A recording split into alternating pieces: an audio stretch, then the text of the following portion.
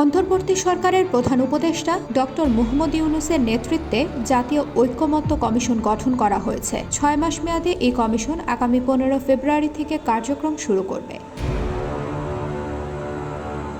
বুধবার ১২ ফেব্রুয়ারি সরকারের মন্ত্রী পরিষদ বিভাগ থেকে এই কমিশন গঠনের প্রজ্ঞাপন জারি করা হয়েছে। কমিশনের সহ সভাপতি করা হয়েছে সংবিধান সংস্কার কমিশনের প্রধান অধ্যাপক আলী রিয়াজ।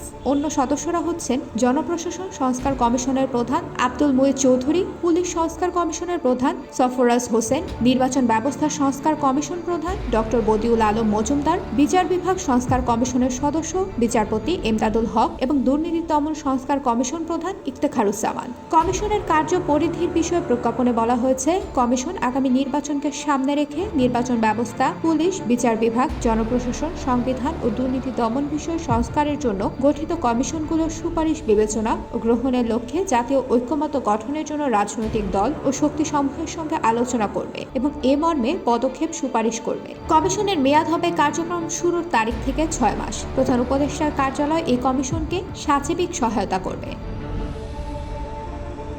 এর আগে গত বিজয় দিবসের দিন জাতির উদ্দেশ্যে ভাষণ দেওয়ার সময় প্রধান উপদেষ্টা জাতীয় ঐকমত্য কমিশন গঠনের সিদ্ধান্তের কথা জানিয়েছিলেন। তিনি বলেছিলেন, নতুন এই কমিশনের প্রথম কাজ হবে নির্বাচন অনুষ্ঠানের জন্য যেসব সিদ্ধান্ত জরুরি সেসব বিষয়ে তাড়াতাড়ি ঐকমত্য সৃষ্টি করা এবং সবার সঙ্গে আলোচনা করে কোন সময় নির্বাচন অনুষ্ঠান করা যায় সে ব্যাপারে পরামর্শ চূড়ান্ত করা। কমিশন রাজনৈতিক দলসহ সব পক্ষের সঙ্গে মতবিনিময় করে যেসব বিষয় ঐকমত্য স্থাপন হবে সেগুলো চিহ্নিত করার পাশাপাশি তা বাস্তবায়নের জন্য সুপারিশ করবে।